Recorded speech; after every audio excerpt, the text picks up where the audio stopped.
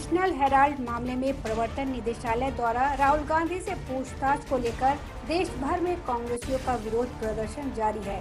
देश की राजधानी दिल्ली से लेकर छत्तीसगढ़ की राजधानी रायपुर तक कांग्रेसियों में आक्रोश है।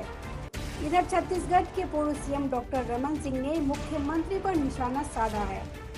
उन्होंने अपने ट्विटर अकाउंट पर कहा कि भूपेश बघेल जी, गांधी परिवार की जितनी सेवा करनी है कीजिए, लेकिन अपनी गंदी राजनीति के लिए छत्तीसगढ़ को बदनाम मत कीजिए। छत्तीसगढ़ नक्सल प्रदेश नहीं है, संभावनाओं का गढ़ है। समृद्ध और अनोखी संस्कृति एवं विरासत है हमारी। दरअसल सीएम भूपेश बघेल दिल्ली में कांग्रेस के प्रदर्शन में शामिल हुए थे। सोमवार को उन्हें हिरासत में लिया गया था। वहीं मंगलवार को उन्हें दिल्ली पुलिस ने 1 घंटे तक सड़क पर रोक दिया था। सीएम बघेल ने मोदी सरकार पर निशाना साधते हुए ट्विटर पर लिखा था कि मैं अपने घर में उनसे पूछकर जाऊंगा, मैं अपने कार्यालय इनसे पूछकर जाऊंगा, मैं नक्सल प्रदेश से आता हूं, मुझे Z+ सुरक्षा है। मुझसे कह दिया जाता है कि सिर्फ एक सुरक्षा कर्मी लेकर जाएंगे। मुझे बीच सड़क पर 1 घंटे तक रोक दिया जाता है। आखिर साजिश क्या है? पूर्व सीएम एवं सीएम के बीच ट्वीटवार शुरू हो गया है, जिससे सियासत गर्म है। इस मामले में भाजपा एवं कांग्रेस के नेता एक दूसरे पर जमकर शब्दों के बाण चला रहे हैं। बता दें कि सोमवार को ईडी ने राहुल गांधी से 9 घंटे, मंगलवार को 11 घंटे और बुधवार को 4 घंटे पूछताछ की थी। कांग्रेस नेता उनके साथ जाने पर अड़े हुए थे। कांग्रेस मुख्यालय पर बैरिकेडिंग कर दी गई थी। पुलिस ने 24 अकबर रोड से कांग्रेसी नेताओं को गिरफ्तार कर बादरपुर पुलिस स्टेशन पर रखा था। सड़कों पर कांग्रेसी नेताओं के साथ झड़प भी हुई थी। पुलिस ने कांग्रेसी नेताओं को गिरफ्तार भी किया था। सीएम भूपेश बघेल 2 बार गिरफ्तार किए गए। छत्तीसगढ़ के मुख्यमंत्री भूपेश बघेल, बघेल के सलाहकार राजेश तिवारी, रायपुर विधायक विकास उपाध्याय, पीसीसी चीफ मोहन मरकाम सहित कई नेता दिल्ली के प्रदर्शन में शामिल हुए। इस दौरान कांग्रेस के नेताओं ने मोदी सरकार पर सरकारी एजेंसियों के दुरुपयोग का आरोप लगाया था। Bureau report, public news.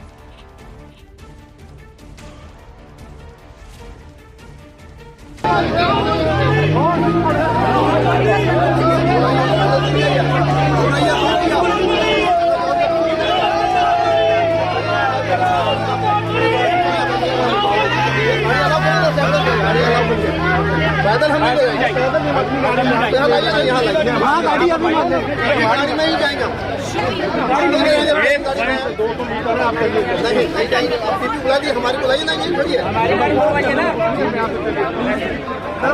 Sir please request,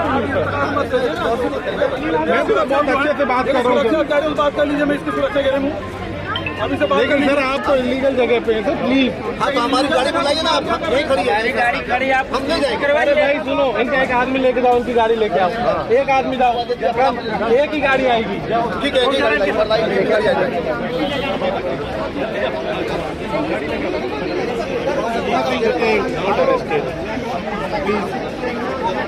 आप सर थोड़ा यहाँ से साइड में हो जाए, रोड खाली हो जाए प्लीज।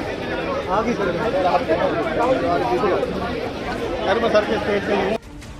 मध्य प्रदेश में 2018 में हुए विधानसभा चुनाव में शिकस्त खाने के बाद सत्ता से बाहर हुई बीजेपी ज्योतिरादित्य सिंधिया के बलबूते सरकार बना पाई। सिंधिया का कद बीजेपी में लगातार बढ़ा, लेकिन नगरीय निकाय चुनाव में बाजी पलटती दिख रही है। नगरीय निकाय चुनाव से पहले तक ज्योतिरादित्य सिंधिया ने बीजेपी से जो मांगा सो मिला। मंत्रिमंडल में उनके खास समर्थकों को मनचाही जगह मिली। समर्थकों को निगम मंडलों में एडजस्ट कराया, लेकिन अब नगरीय निकाय चुनाव में बीजेपी खुद का वर्चस्व दिखाना चाहती है और यही वजह है कि 16 नगर निगमों में सिंधिया के करीबी में से किसी को भी महापौर प्रत्याशी नहीं बनाया गया। हालांकि ग्वालियर चंबल में सिंधिया अपना दबदबा कायम रखना चाहते थे। इसी वजह से उन्होंने पहले माया सिंह का नाम सामने रखा। फिर पार्टी का क्राइटेरिया आया तो उन्होंने समीक्षा गुप्ता का नाम रख दिया, लेकिन पार्टी ने उसे भी नकार दिया। ग्वालियर महापौर उम्मीदवार के लिए तोमर के करीबी को टिकट दिया गया। सुमन शर्मा के नाम पर ज्योतिरादित्य सिंधिया सहमत नहीं थे, लेकिन पार्टी के बाकी दिग्गज एक साथ तोमर के समर्थन में खड़े हो गए और बाजी नरेंद्र सिंह तोमर ले गए। सिंधिया को मनाने के लिए केंद्रीय संगठन को आगे आना पड़ा। और उनकी भी सहमति लेकर सुमन शर्मा को ग्वालियर महापौर के लिए प्रत्याशी बनाया गया। ग्वालियर महापौर प्रत्याशी का ऐलान 4 दिन की मशक्कत के बाद हो पाया। बीजेपी का तर्क रहा कि जिस तरह से भोपाल, इंदौर और सागर में स्थानीय विधायकों की सहमति से नाम तय किया, उसी रणनीति के तहत ग्वालियर में भी काम किया गया। वहीं सिंधिया के धुर विरोधी रहे जयभान सिंह पवैया ने भी तोमर का समर्थन किया। वहीं विवेक सेजवलकर भी नरेंद्र सिंह तोमर के साथ दिखे। हालांकि सिंधिया के साथ उनके स्थानीय नेता और बेहद करीबी प्रद्युम्न सिंह तोमर रहे। इन सब समीकरणों पर बीजेपी प्रदेश अध्यक्ष विष्णुदत्त शर्मा कहते हैं कि हमारे यहाँ पर संगठन सर्वोपरि होता है, कोई एक व्यक्ति फैसला नहीं लेता, सामूहिक फैसले से सहमति बनती है। बीजेपी कहती है कि गुटबाजी कांग्रेस में चलती है, हमारे यहाँ नहीं। वहीं कांग्रेस के प्रदेश प्रवक्ता के मिश्रा ने तंज कसते हुए हंसते हुए कहा कि टाइगर को उसके कोर एरिया में ही घेर लिया, दहाड़ खत्म हुई। भोपाल से दिल्ली तक मिमिया रहे हैं। मध्य प्रदेश के 16 इलाकों में टाइगर का आतंक पूरी तरह से समाप्त हो गया है। बता दें कि मुरैना, इंदौर, सागर में सिंधिया और उनके समर्थकों के समीकरण थे। मुरैना में मीना जाटव को तोमर की सिफारिश पर टिकट मिला। सागर में सिंधिया समर्थक गोविंद सिंह राजपूत ने मंत्री भूपेंद्र सिंह के नाम को समर्थन देकर समीकरण बदल दिए, तो इंदौर में सिंधिया के खास तुलसी सिलावट बाकी बीजेपी के बड़े दिग्गजों के सामने चुप ही रहे। Bureau report, public news.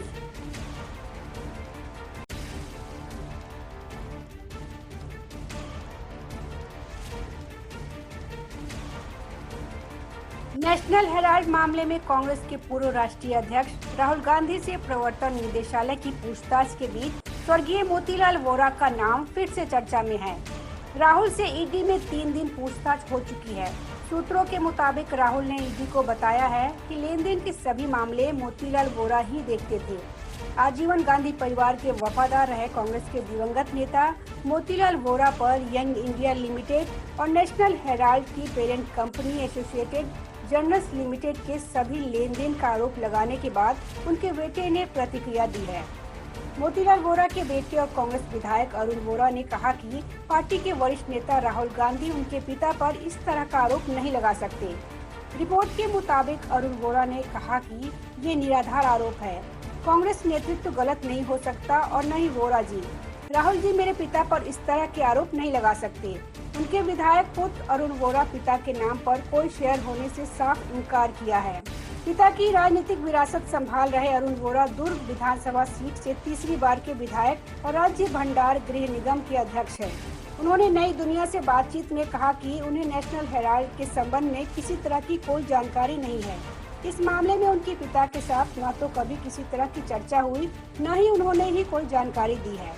Arun Vora ने कहा कि वे गांधी परिवार के प्रति समर्पित हैं और हमेशा रहेंगे। जब उनसे पूछा गया कि क्या उनके पास नेशनल हेराल्ड या एसोसिएटेड जर्नल्स लिमिटेड के शेयर अभी हैं, उन्होंने फौरन इनकार कर दिया। बता दें कि एजेएल वही कंपनी है जिसके जरिए नेशनल हेराल्ड, नवजीवन और कौमी आवाज समाचार पत्रों का प्रकाशन होता था। एजेएल की स्थापना 1937 में देश के प्रथम प्रधानमंत्री जवाहरलाल नेहरू ने की थी। एजेएल को देश के कई राज्यों में सरकार की तरफ से जमीन आवंटित की गई थी। मोतीलाल वोरा गांधी परिवार के बेहद करीबी थे। उन्होंने इंदिरा गांधी से लेकर राहुल गांधी तक के साथ काम किया। करीब 18 वर्षों तक कांग्रेस के राष्ट्रीय कोषाध्यक्ष रहे। वोरा को 22 मार्च 2002 को एजेएल का अध्यक्ष एवं प्रबंध निदेशक बनाया गया। वोरा एजेएल के शेयर होल्डरों में शामिल थे। इस मामले में वोरा भी आरोपित है, लेकिन 2020 में कोरोना की वजह से निधन के बाद ईडी के उनके खिलाफ कार्रवाई रद्द कर दी। इस मामले में ईडी की टीम मोतीलाल वोरा, मल्लिकार्जुन खड़गे, पवन बंसल इत्यादि से पहले ही पूछताछ कर चुकी है। इस साल अप्रैल में की गई पूछताछ के दौरान ईडी को कई इनपुट्स मिले थे। इसी आधार पर जांच का दायरा राहुल गांधी और सोनिया गांधी तक पहुंचा है। Bureau report, public news.